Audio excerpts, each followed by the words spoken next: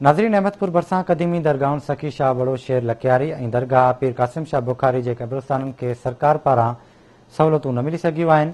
ॿिन्ही दरगाहुनि खे चौधीवारी ऐं मुसाफ़िर खाना न हुजण करे रोलू जानवरनि जो आज़ार आहे। तफ़सील अब्दुल रज़ाक कलोड़ो जी हिन रिपोर्ट में।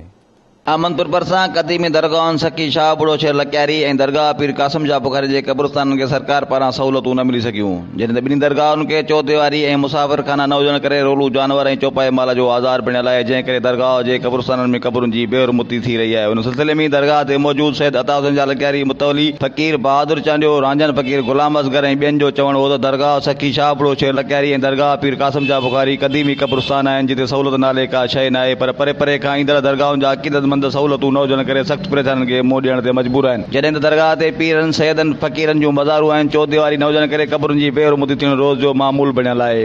हुननि आवाज़ टीवी न्यूज़ सां वधीक ॻाल्हाईंदे चयो त दरगाहुनि सखी शाह बड़ो शेर लकियारी असांजो ऐं साईं कासिम शाह बुखारी, हिते सख़्तु ज़रूरत आहे। ओतारा न आहिनि, चौधीवारी न आहे, माल ऐं जेके हराम जानवर आहिनि हिते माना बेअदबी कनि था, मज़ारुनि जी ड्रब फुटी विया आहिनि। तमामु हिन खे माना गवर्नमेंट जो सहकार जी ज़रूरत आहे। इहे कई वञे साईं मुराद अली शाह, साईं वज़ीर आला सिंध मुराद अली शाह खे अपील आहे त असां सां तावन करे। क़ब्रिस्तान तमामु क़दीमी आहे। हिन में हाणे जेको बेरमती कुतनि ऐं माण्हुनि जे आज़ार माल खैस थिया, हिनखे चौधीवारी न आहे। सो हिन मुक़ाम जी हिन महिल का बि निगरानी जे लाइ को मालिकी कान्हे का, पंहिंजी मदद पाण तहत ॻोठ जा गॾिजी कुझु चंदो करे हे उतारो ड्रही आहे, हुनजो बि कमु हाणे हलायो आहे। असांखे ज़रूरत आहे ॾाढी चौधीवारी जी। असांजो एॾो शहर आहे, 3004 घर जी आबादी आहे, चइनि जा पोलिंग उन असांजी कई हुकूमत मत न आहे कई। असांजे मुक़ाम जी तमामु बेहरमती आहे, चौधीवारी जी तमामु असांखे सख़्तु ज़रूरत आहे। तंहिंखां पोइ असांजो रोज़ा बि नाबून थी विया आहिनि। औलिया हुजे त असांजी का बि वार थी हुकूमत पारां चङनि पारां असांजी का बि मदद न थी आहे।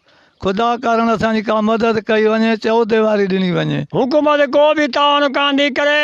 असांजो प्लाट गुलो ईअं लॻो पियो आहे, कुतो आहे, ॿिलो आहे, ढोर आहे, ढगो आहे, सॼो ॾींहुं असां आज़ार आहे, वॾो वधि में वधि आज़ार आहे। हुकूमत असांजी मदद करे, असांजा उतारा नथा पिया आहिनि, असांजा रोज़ा नथा पिया आहिनि। दरगाहनि जे फ़कीरनि अक़ीदतमंदनि सिंध जे वॾे वज़ीर सैयद मुराद अली शाह ऐं ॿियनि आला अख़्तरनि खां पुरज़ोर मुतालबो कंदे घुर कई त सखी शाह बड़ो शेर लकियारी ऐं दरगाह पीर कासिम शाह बुखारी जे क़दीमी क़ब्रिस्ताननि खे चौधीवारी समेत घुरबल सहूलियतूं ॾेई परेशानी ख़तमु कई वञे। कैमरामैन शकीर कलोड़ो सां गॾु अब्दुल रज़ाक कलोड़ो, आवाज़ टीवी न्यूज़, अहमदपुर।